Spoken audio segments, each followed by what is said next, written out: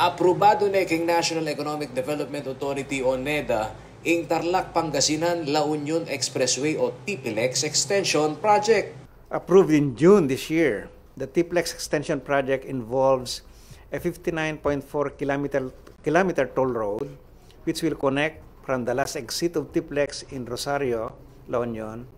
Dugtungan ning proyekto ing existing 89.21 kilometers na ning TPLEX manibat king Tarlac City hangga king Rosario, La Union.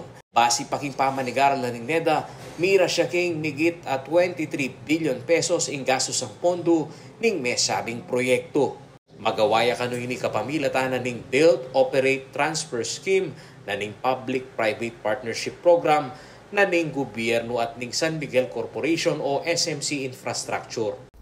That DPWH will proceed with the publication of the invitation for comparative proposals in accordance with the revised 2022 Build, Operate, Transfer Law, implementing rules and regulations. Metong yung TPLEX Expansion Project kareng 1,987 infrastructure flagship project na ning Marcos Jr. Administration. This is expected to stimulate economic activity, alleviate road congestion, provide better and safer road access, and promote the development of new growth centers in nearby regions.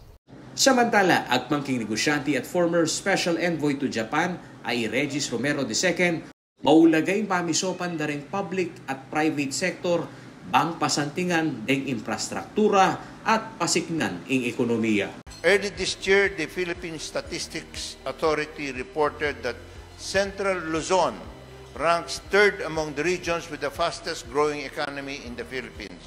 Bakit ko po sinasabi yun? Kasi ang sabi po ng NEDA na yung pong Luzon Regional Development Plan ng 2023-2028, ang growth po were designed to bring about economic and social transformation. At ang sabi po ni Director Esguerra, to further propel Central Luzon's economic growth, there's a need to continue expanding collaboration with the private sector to strengthen infrastructure.